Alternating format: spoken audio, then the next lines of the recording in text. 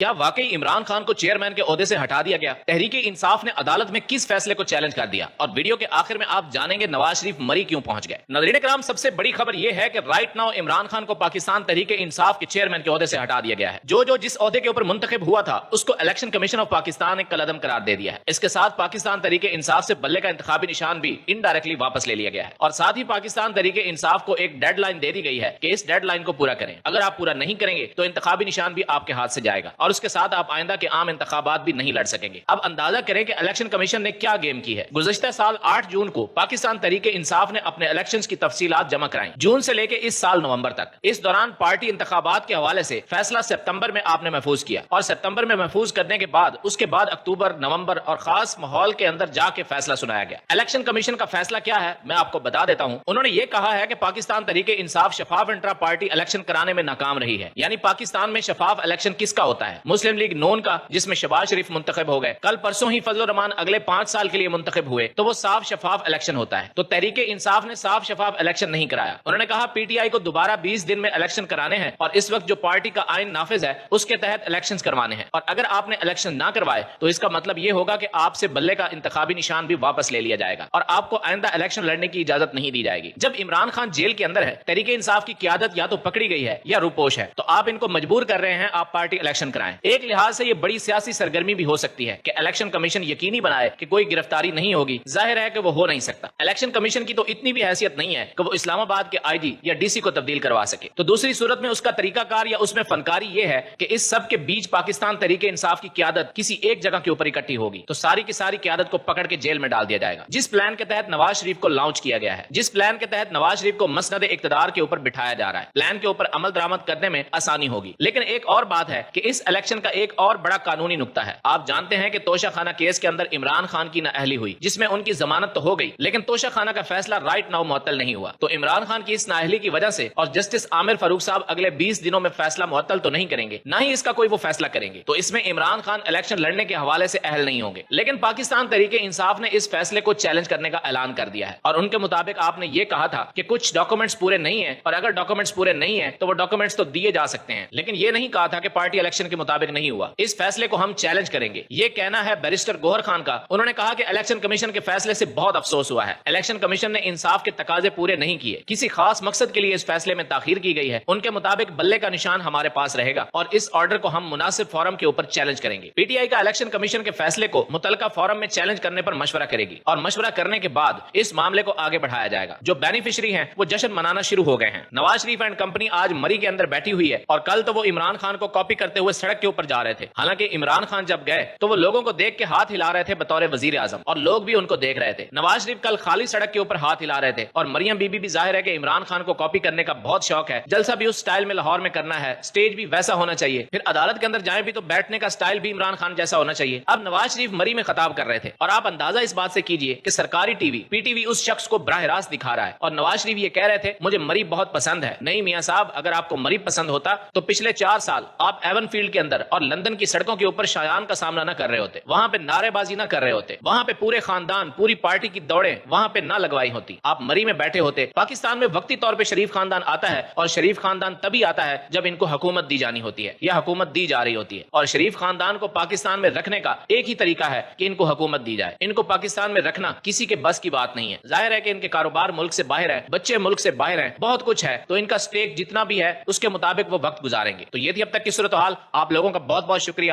پاکستان زندہ باد، پاکستان کی عوام اور پاکستان کے ادارے پائندہ باد۔